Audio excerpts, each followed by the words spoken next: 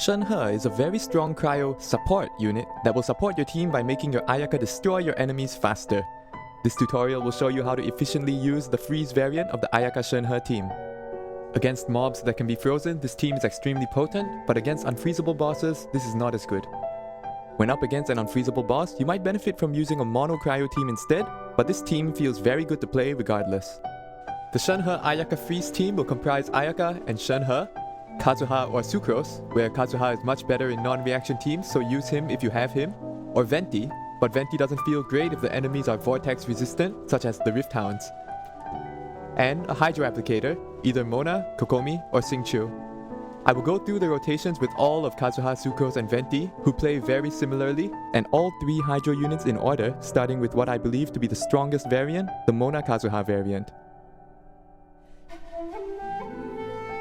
We'll go more in depth after the demo, but the key to maximizing this team's potential is that every 20 seconds, you use both Shenhe and Ayaka's skill twice, and use both of their bursts. You use Shenhe's E during Ayaka's burst to add damage to the burst while it's hitting. You shred cryo resistance with Kazuha every 10 seconds. And finally, Mona's Omen, and possibly Thrilling Tales, is applied before Ayaka's burst, which also provides Hydro for freeze. Now for the rotation. We start with Shenhe's skill followed by an immediate burst, Kazuha's tap skill and plunge. We then use Mona's burst for damage amplification, followed by Ayaka's skill and burst, which will freeze the enemies when combined with the Omen. We go back to Shenhe to use her skill, then Kazuha's tap skill and plunge, followed by Mona's Phantom for Hydro application, then Ayaka's skill, followed by a charge attack, and now Shenhe's skill is off cooldown and the rotation repeats exactly as before. When we zoom out, the character swaps are straightforward, it's 2 cycles all the way down. To help you to memorize what to do during the rotation, Kazuha is always tapping and plunging. For the other 3, the first time round is when you use your bursts, and the second time round you use your skills. But for Shenhe and Ayaka, their cooldowns are 10 seconds, so before their bursts, also use their skills. This may take some practice, but after a few rotations, you'll get it down no problem as the flow is very smooth. Now that was the rotation. Before I move on to the Kokomi and Xingqiu variants, I know that some of you won't watch past those parts, so here are some important pointers to note. First off, these energy recharge recommendations are very necessary. This is considered a high investment team. Without 150% energy recharge on Ayaka, and for Shenhe, at least 1 energy recharge substat with a Fav Lance, or 170% ER without a Fav Lance on Shenhe, you will find that you might not be able to use both bursts every 20 seconds. If you only have 100% ER on Ayaka, you'll need at least 30 seconds to fill her burst with this team, and that means almost a 50% DPS loss. In the background here, I show that with an ER Sans and an F2P build, you can still complete 12-3-1 in a respectable sub 1 minute 30. So if you can't meet this ER requirement, just use an ER Sans, because the damage loss from not having a burst up is much worse than slightly lower numbers. For Shenhe's first part, use the burst as soon as possible after her skill before the energy particles return to her, or you will not have enough energy for the next rotation. And for her second part, remain on field until the particles return to her for similar reasons. Shenhe's burst also provides a field that shreds cryo and boosts cryo damage, so try to keep enemies within it. For Ayaka, this is similar. Use the burst ASAP after her skill to get the extra energy. Ayaka also has some passives you might not be aware of.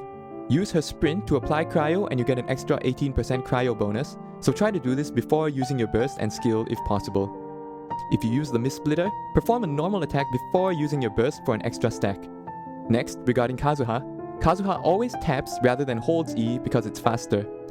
I also don't use Kazuha's burst because it takes too long and causes you not to be able to cast Ayaka and Shenhe's E every 10 seconds, which extends the rotation from 20 to at least 22 seconds, which is already a 10% DPS loss. For Mona, she can wield the Thrilling Tales of the Dragon Slayer to provide Ayaka with a 48% attack boost on top of the Omen's 60% damage amplification, but if the lack of a healer is too much to handle, you can use the Prototype Amber instead to make your Mona a healer. Finally, Mona should be using the Noblesse Oblige artifact set to further boost the team's damage. Now, let's look at the Kokomi variant. Now I'm going to demo with Sucrose instead of Kazuha because I actually don't have a Kazuha, but she fulfills the same role, just in a 4-star capacity with less damage buff and weaker grouping. The rotation is extremely similar. We start with Shenhe's skill and burst, followed by Sucrose's skill, and you actually have enough time to use your burst because she doesn't have an animation. Use Kokomi's Jellyfish, then Ayaka's skill and burst. We then use Shenhe's skill, followed by Sucrose's skill, then we use Kokomi's burst to extend the jellyfish. Finally, we go back to Ayaka and use her skill and charge attack until Shenhe is off cooldown. Ayaka, Shenhe, and Kazuha or Sucrose do the same things in the previous variation, but this time, Kokomi uses her skill the first time round, and the second time round she just extends her jellyfish with her burst. Now, my preferred way of playing this for Sucrose is to use the sacrificial fragments for the skill reset, and Kokomi should use the Thrilling Tales of the Dragon Slayer to buff Ayaka. On Kokomi, you can use the Tenacity of the Millilith set to provide an attack boost to both Ayaka and Shenhe as well. Other than that, the tips from the Mona variation still apply. Now we've looked at the Mona and Kokomi variants, as well as how to use both Sucrose and Kazuha, but now I'll talk about Venti.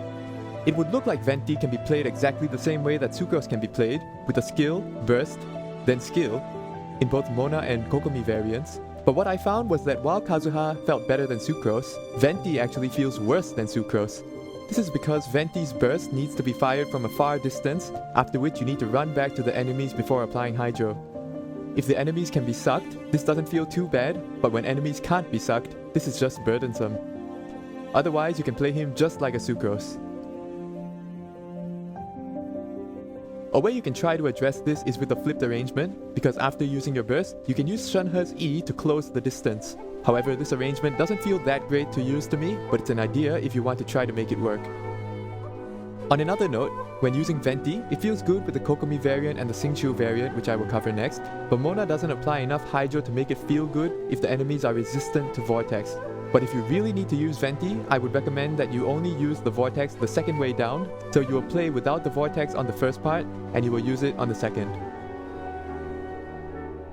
Finally, Venti should use the Elegy for the end if you have it. Otherwise, just build as much energy recharge as you can on him, because this team is quite energy deficient. Finally, let's look at the Xingqiu variant. Xingqiu's skill cooldowns are the worst among the 3 Hydro applicators with a 21-second cooldown on his skill. There is no way to do a regular 20-second rotation with Xingqiu as a result, and when factoring in the Sacrificial Sword, you will end up doing a 24-second rotation instead. For this variant, you open with Xingqiu instead of Shenhe. Start with Xingqiu's skill burst skill, then use Shenhe's skill and burst. Then we use Sucrose to shred, but weaving in some normal attacks for Xingqiu's Hydro application, then use Ayaka's skill and burst, but continuing to weave in those normal attacks. Then use Shenhe's E, squeezing normal attacks if possible, then use Sucrose to shred, and finally Ayaka's skill, and then do some charge attacks. Now Xingqiu forces you to use a lot of normal attacks everywhere for continual Hydro application, and it's single target, not AoE. So it's not as nice as Mona or Kokomi, and the rotation will be extended, so try to use the other variants if you can.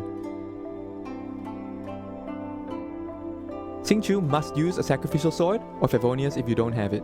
Regarding whether to use Xingqiu's E-Burst E or Burst EE, I don't think the extra damage from C4 is that significant compared to the time saved from swapping off him ASAP, so I would usually use the Skill Burst skill. Finally, in this variant, if you can use the Thrilling Tales of Dragon Slayer on Sucrose, do so, but if you're using Kazuha, there'll be no Thrilling Tales for Ayaka. There's also no healer in this variant, but it's not as bad as in Mona's variant, because Xingqiu's Rain Swords provide damage reduction. If really necessary, you can still use the Prototype Amber on Sucrose for healing, but this isn't recommended. Finally, mentioning Venti, he works fine here, though if you don't have the Elegy for the end, you'll lose the TTDS buff compared to Sucrose.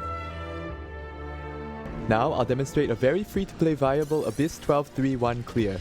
In this run, my Ayaka is not well scaled, with an average of 5 good substats per artifact, a Blackcliff Longsword, and an energy recharge stance to show that it's possible. My Shenhe is using a Favonius Lance. I'll just let the run play out, and the builds will be shown at the end.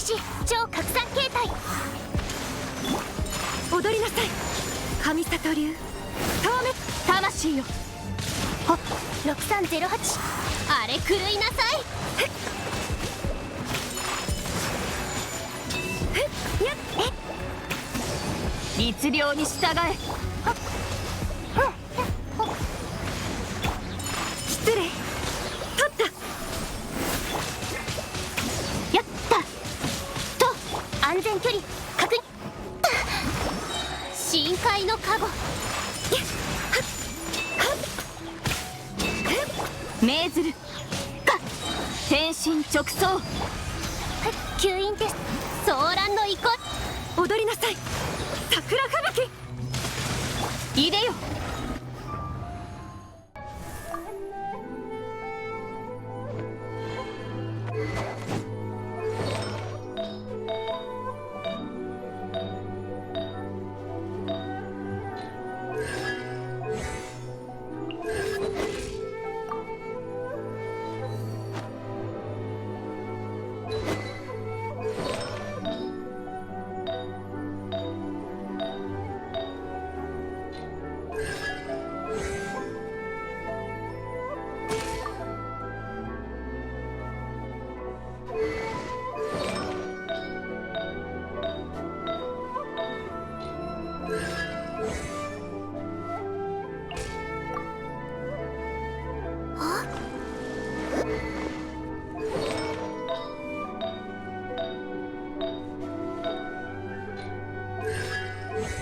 And that's it for the Shenhe Ayaka Freeze Team Rotation Guide.